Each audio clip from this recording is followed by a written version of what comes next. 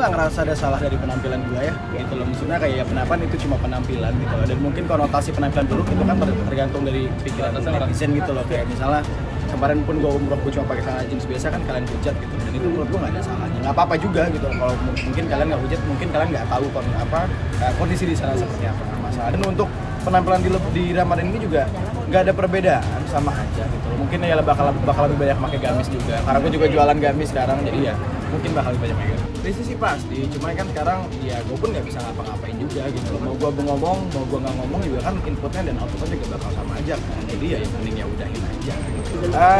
Gimana ya? Mungkin semua orang punya permasalahan yang sama. Mungkin ada yang lebih, mungkin ada yang enggak. Mungkin Rafael ada yang lebih berat, mungkin enggak. Dan kalau gue pribadi untuk menanggapi hal itu gue cuma ya udahin aja lah. Maksudnya nggak perlu yang fokusin juga. Karena ya mungkin apa gimana ya? Nggak banyak yang orang harus tahu tentang gue. Keberadaan dan apapun yang gue lakuin nggak banyak yang orang harus tahu. Dan intinya kalau misalnya orang menganggap gue jauh dari anak pusat, itu terserah. Itu bukan hak gue untuk bisa menciptakan sebuah pemikiran dalam kondisi seseorang, dan itu juga, dan gue cuma di sini cukup ya udah menjadi apa yang gue pengen gitu loh, dan juga menjaga dengan nama baik. Emang lagi tidak dulu. Gitu. Apa ya, nggak juga sih, emang lagi malas aja. Nggak ada hambatan. Menurut gue juga pacaran di saat berkarir juga ada sisi positifnya juga. Sebenarnya gimana ya? Itu adalah apa ya, emang nyokap itu selalu nyuruh gue sama Adiba buat udahlah nikah aja, karena ya mengingat nyokap umur yang sudah ya bisa dibilang udah nggak muda lagi, dan karena kan kita di dunia kan sebentar ya, jadi nyokap tuh apa ya, pengen ngeliat anak-anaknya nikah. Dan begitu pun dengan gue pun nggak pernah bisa menganggap diri gue untuk siap nikah, karena ya bagi gue siap nggak siap gitu loh. Jadi ya udah, di saat emang ada waktu yang pas, emang ya sudah ditentukan oleh Allah takdirnya sepertinya, udah gas aja, karena ya emang itu jalannya gitu. Dulu gue sempat punya target minimal nikah di usia 23, cuman untuk sekarang ya udahlah, karena gue juga mengingat nyokap, jadi ya biar kelihatan. Ini udah kelihatan, Cuk. Lu mau apa? Barengin. Tapi ada kriteria khusus nggak sih kalau Nggak ada, kriteria nggak ada, udah ikutin jalannya aja. Kalau mau menikah muda, ya aku bakal bilang ke Umi ya udah, insya Allah asal ada calonnya. Udah gitu aja, nggak mau yang ribetin juga. tapi ini sempat dijodohin nggak waktu itu? Justru Umi malah nggak mau ngejodohin. Karena Umi tahu rasa dijodohin, dan dulu Umi juga nggak mau dijodohin kan, sama almarhum juga kan nggak dijodohin. Tapi kalau ada deket cewek gitu, kita nggak mau ini. Oh iya, cerita dong. Bahkan kadang juga diajak ketemu kok sama Umi. Gitu deh. Yang dibohong itu tadi sempat yang spesial atau Ya nggak bohong dong, bisa kita pacaran sama seseorang nggak mungkin kita nggak anggap dia spesial dong, nggak mungkin. Kenapa? Yang pengen berhijab. Lihat jalannya aja. Karena hidayah Allah datang dari mana aja, mau yang nggak berhijab juga hidayah Allah datang dari mana aja. Hidayah Allah tuh luas. Karena kayak sekolah gitu? menurut gua pendidikan itu bisa diambil di mana aja. Bahkan di lingkungan sekitar pun gue bisa mendapatkan pendidikan yang mungkin nggak bisa gue dapetin di sekolah gitu. Karena sekarang yang gue rasain adalah gimana cara untuk kita hidup dengan norma dan etika. Gitu. Enggak sih, karena ya udah untuk sekarang gue cukup fokus kerja, apalagi juga kan punya keluarga yang masih tanggung. Itu aja. Nah ini kan katanya Pengennya sih bangun rumah yatim, ya, gitu. progresnya gimana sih Kak Bila sekarang? Ya masih ngumpulin duit dulu lah. Itu kan membutuhkan modal yang banyak kan. Jadi ya bismillah, pelan-pelan kita doanya aja. Apa alasan pengen bikin rumah yatim Kak? Karena di saat gue mati, belum tentu ada yang bisa mengamal jariahkan gue. Jadi ya udah, gue coba untuk berbuat amal jariah sendiri.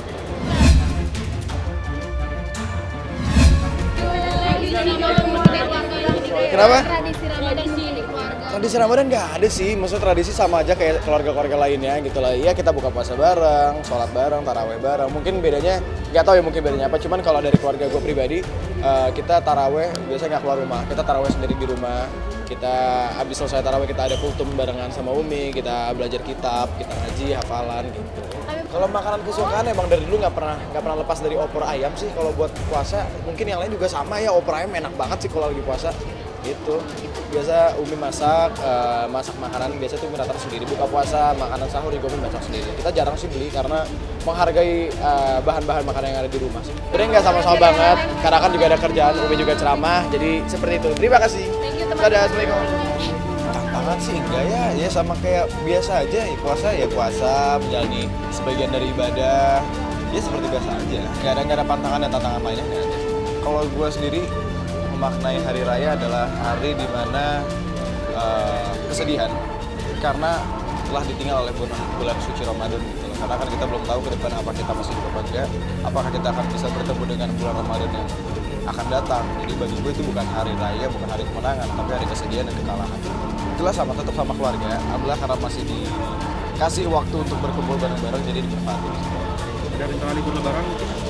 Libur lebaran sih paling enggak ya, paling Jakarta aja di rumah aja, ngundang teman-teman dekat, ya sahabat-sahabat, para guru-guru balik ke rumah. Lebaran bareng sih biasanya kayak gitu doang.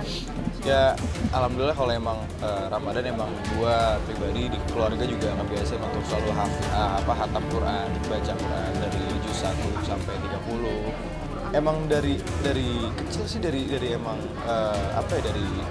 dari awal bisa baca Quran memang udah dibiasakan seperti itu, karena ya almarhum juga membiasakan anak-anaknya untuk selalu berbuat amal apa di bulan suci Ramadan ini kan. Manfaatnya yang pasti lebih tenang untuk menghadapi ujian, menghadapi ya hidup gitu. Karena bagi gue Al-Quran adalah jalan balik gue di saat gue lagi hilang. Kalau ada orang yang bilang mirip, ya alhamdulillah, terima kasih. Tapi dari gue sendiri, gue nggak mau mencoba untuk miripin diri gue sendiri sama bokap, karena ya gue bokap, ya itu adalah bentuk kasih sayang gue terhadap adik-adik dan kakak dan nyokap juga sih. Ya wajar lah, maksudnya selama udah 9 tahun ini kan ya hidup dengan mereka aja gitu loh, tanpa ada bokap, jadi ya udah alami ya.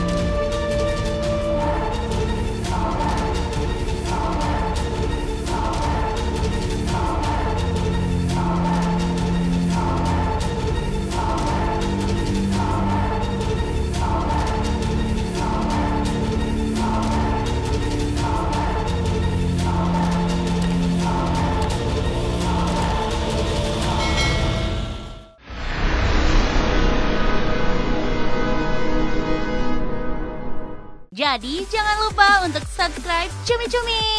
Ditekan ya tombol lonceng merahnya.